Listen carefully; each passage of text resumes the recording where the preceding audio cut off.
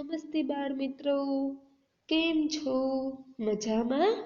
આજના લેક્ચરમાં આપ સૌનું સ્વાગત છે. આજે આપણે ભણીશું ધોરણ 2 વિષય સરળ હિન્દી. તો ચાલો આપણે સરળ હિન્દીમાં ભણવાનું શરૂ કરીએ બાળ મિત્રો. તો આપણે છેલ્લે ક્યાં પહોંચ્યા હતા સરળ હિન્દીમાં? તો કે સોપાન નંબર 7 પહોંચ્યા હતા. તો ચાલો હું તે સોપાન વાંચું છું અને તેનું ગુજરાતી પણ કરીશ. તમારે લોકોએ ધ્યાનથી સાંભળવાનું છે કે શું વાત કહેવામાં આવી છે. તો ચાલો હું તે શરૂ કરું છું. વરસાદ કા મહિના થા.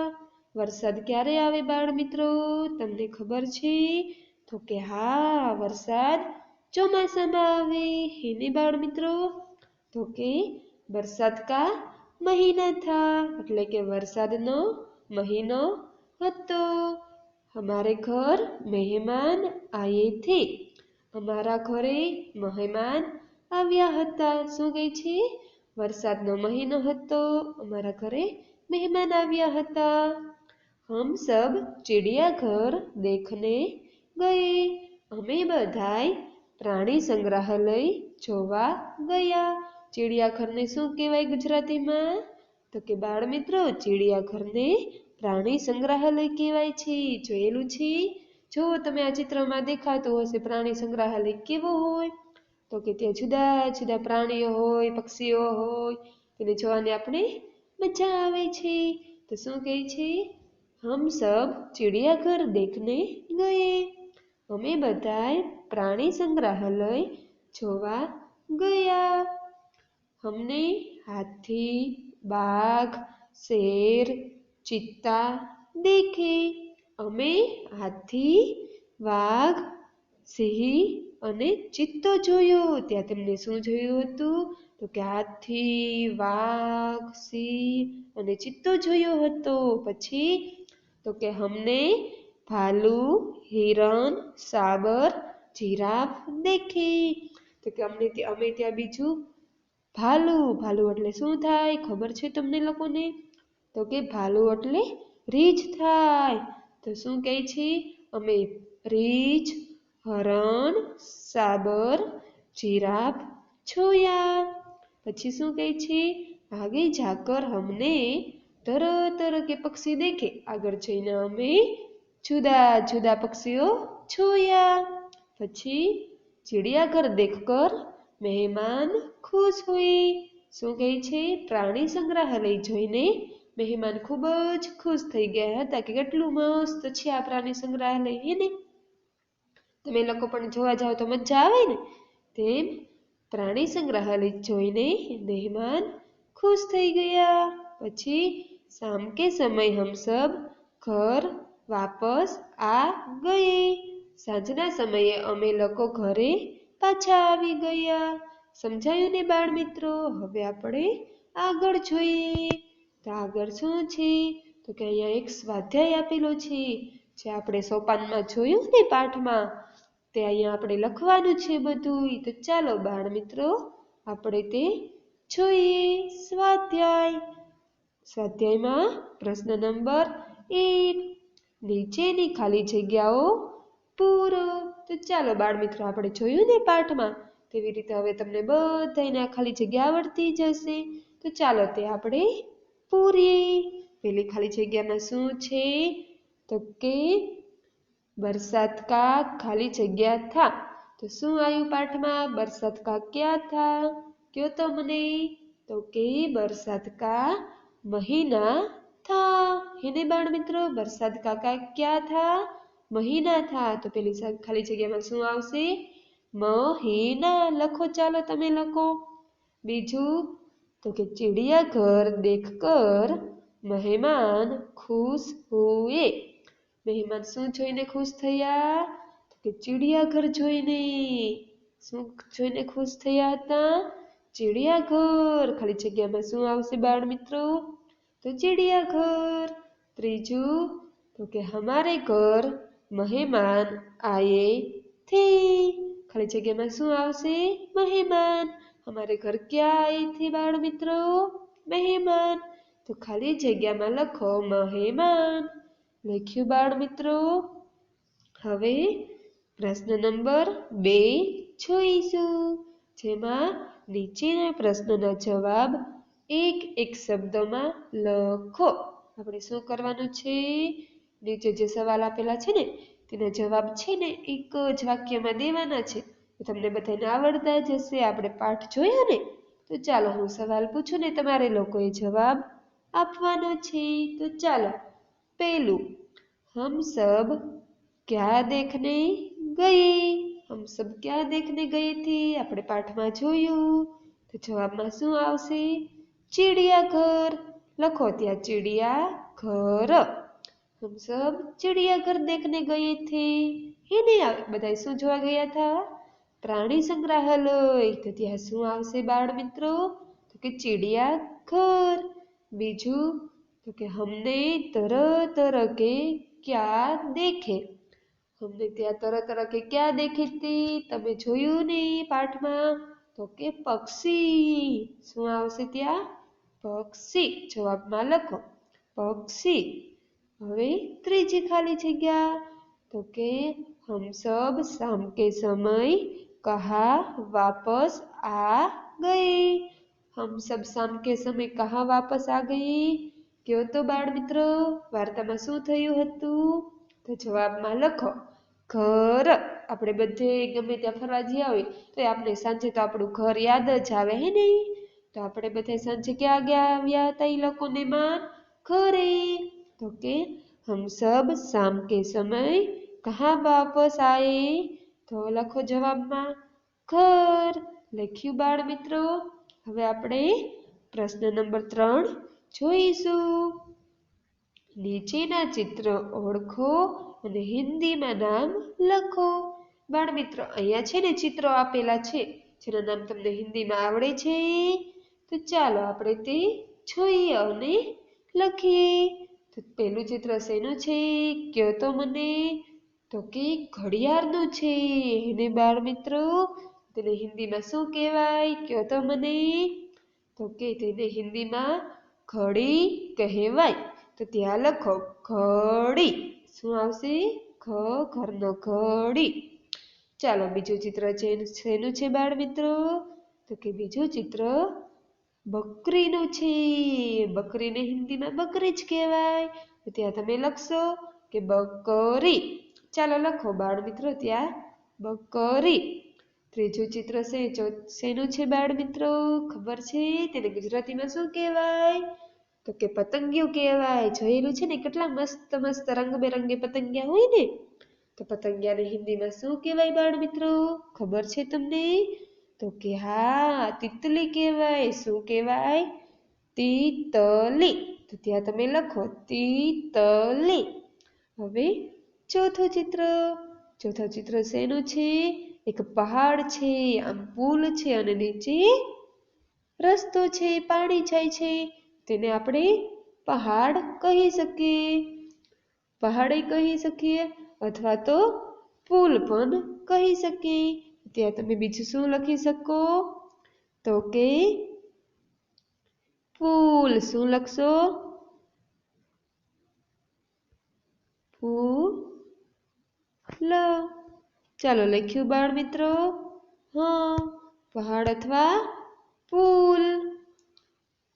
હવે શેનું ચિત્ર છે બાળ મિત્રો જોવો તો કે કુવાડી છે। તમે જોયેલી છે કુવાડી તો કે હા તો તેને હિન્દીમાં શું કહેવાય તો કે કુલ્હારી। શું કહેવાય કુલ્હારી। તો ત્યાં લખો તમે કુલ્હારી।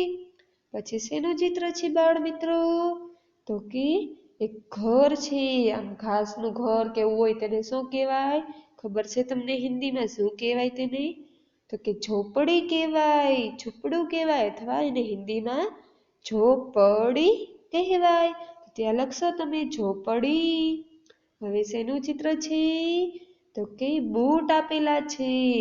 બૂટને હિન્દીમાં શું કહેવાય કયો તો મને બાળ મિત્રો તો તેને હિન્દીમાં જૂતે કહેવાય. શું કહેવાય? જૂતે. લખો ત્યાં તમે જૂતે. પછી શેનું ચિત્ર આપેલું છે? તો કે ત્રાજવું છે. શું છે? જેમાં આપણે કોઈ પણ વસ્તુ જોખવી હોય તો જોખી શકીએ ને બાળ મિત્રો. તે ચિત્ર શેનું છે? ત્રાજવું. તેને હિન્દીમાં કેમ લખાય? જુઓ તો તમે. તો કે ત્રાજવા. તેને હિન્દીમાં ત્રાજવા તરીકે ઓળખાય. હવે આપણે પછીનું જોઈશું. તો પ્રશ્ન નંબર 4. તેમાં પણ આપેલું છે કે નીચેના ચિત્ર જોવો અને હિન્દીમાં નામ લખો. આ ચિત્રને પણ કેવી રીતે આપવાના છે? હિન્દીમાં નામ લખવાના છે. તો ચાલો બાળ મિત્રો આપણે તે જોઈએ. પેલું ચિત્ર શેનું આપેલું છે? તો કે તરબૂચ છે. જે તમને લોકોને બહુ ભાવે ને? એને ભાવે છે ને તરબૂચ? ઉનાળામાં તો કેટલી મજા આવે ઠંડુ ઠંડુ તરબૂચ ખાવાની. એને બાળ મિત્રો. હા, તો તેને હિન્દીમાં શું કહેવાય? તો કે તેને હિન્દીમાં પણ તરબૂચ જ કહેવાય. શું કહેવાય? તરબૂચ. તેને આવી રીતે લખી શકાય. તો ચાલો લખો તમે તરબૂચ. સરસ. હવે બીજું ચિત્ર શેનું છે? તો કે સફરજન છે. ભાવે છે તમને લોકોને સફરજન? આપણે બીમાર પડ્યા હોય તો વધારે શું ખાઈએ? સફરજન. ફ્રૂટ ખાઈએ ને? તો સફરજનને હિન્દીમાં શું કહેવાય? ખબર છે? તો કે હા, સેબ કહેવાય. શું કહેવાય બાળ મિત્રો? સેબ. લખો ત્યાં તમે સેબ. સરસ. હવે ત્રીજું ચિત્ર શેનું છે? કડવું. કડવું છે, કોઈને ભાવે નહીં. ભાવે તમને લોકોને? તો કે નહીં. તેનું નામ શું છે? કારેલું. કારેલાને હિન્દીમાં શું કહેવાય? તો કે કરેલા. શું કહેવાય બાળ મિત્રો? કરેલા. છેલ્લું ચિત્ર શેનું છે? કયો તો મને તમે લોકો. હા, સરસ. સિંહનું છે. શેનું છે? સિંહ. તેને હિન્દીમાં શું કહેવાય? કયો તો મને. તો કે તેને હિન્દીમાં શેર કહેવાય. શું કહેવાય? શેર. લખો ત્યાં તમે લોકો શેર. સરસ. જોયું ને? બધા ચિત્ર જોયા, તેના હિન્દીમાં નામ આપ્યા. હવે આપણે કરીશું પ્રશ્ન નંબર 5. તો ચાલો બાળ મિત્રો આપણે તે જોઈએ કે તેમાં શું છે અને શું લખવાનું છે. તો ચાલો જોઈએ તે. પ્રશ્ન નંબર 5. નીચેના હિન્દી અંકોને હિન્દી શબ્દના ગુજરાતી શબ્દો ઓળખો અને વાંચો. તો ચાલો આપણે તે વાંચવાના છે બાળ મિત્રો. તો આપણે બધા સાથે વાંચીશું. તો પેલું શું છે? 11. કેવી રીતે આપેલું છે? જો અહીંયા 11 આપેલા છે. 2 એકડા કરેલા છે. તેને ગુજરાતીમાં શું કહેવાય? 11. 11 ને હિન્દીમાં આવી રીતે લખાય. તો કે 11. પછી 12. 12 આપેલા છે. 12 કેમ લખાય હિન્દીમાં? તો કે આવી રીતે. પછી 13. શું આપેલું છે? 13. એકડે ને તગડે 13. એને આવી રીતે લખાય બાળ મિત્રો. પછી શું આપેલું છે? તો કે 14 આપેલા છે. તો 14 ને કેમ લખાય? તો કે આવી રીતે તેને લખી શકાય. 14. હિન્દીમાં આવી રીતે લખાય અને તેને અંકમાં આવી રીતે લખાય. પછી 15 આપેલા છે. એકડે પાછળે 15. તો તેને કેવી રીતે લખાય? તો કે તેને આવી રીતે લખી શકાય. હેને બાળ મિત્રો? 15. પછી 16 એટલે કે 16. એકડે અને છગડે તેને હિન્દીમાં આવી રીતે લખી શકાય. પછી 16 પછી શું આવે? કયો તો કે 17. 17 ને હિન્દીમાં કેવી રીતે લખાય? તો કે એકડે સાતડે આવી રીતે લખાય અને હિન્દીમાં શબ્દમાં તો કે 17. જોયું બાળ મિત્રો? કેટલું સહેલું છે. 18 કેવી રીતે લખાય? તો કે 18. આવી રીતે તેને લખી શકાય બાળ મિત્રો. બરાબર છે? પછી શું છે? તો કે 19 એટલે 19. એકડે નવડે 19. તેને હિન્દીમાં શું કહેવાય? તો કે 19 કહેવાય. તેને લખાય કેવી રીતે? તો કે આવી રીતે. પછી શું આપ્યું છે? તો કે 20. બે બગડે મીંડે 20. આવી સ્કૂલની બસ. તો 20 કેવી રીતે લખાય? તો તેને હિન્દીમાં 20 આવી રીતે લખાય. જોયું ને તમે હિન્દી? તેને હિન્દી શબ્દોમાં અને ગુજરાતી શબ્દોમાં લખેલું છે. તો હવે આપણે આવડવું જોવે તે. તો હવે આપણે પ્રશ્ન નંબર 6 જોઈશું બાળ મિત્રો. પ્રશ્ન નંબર 6 માં શું છે? તો કે નીચેના ગુજરાતી અંકો સામે હિન્દી અંક લખો. તો બાળ મિત્રો અહીંયા આપણે જ્યાં ઉપર જોયું ને 16, 17, 18 એ બધા હિન્દી એકડા સામે આપણે ગુજરાતી એકડા લખવાના છે.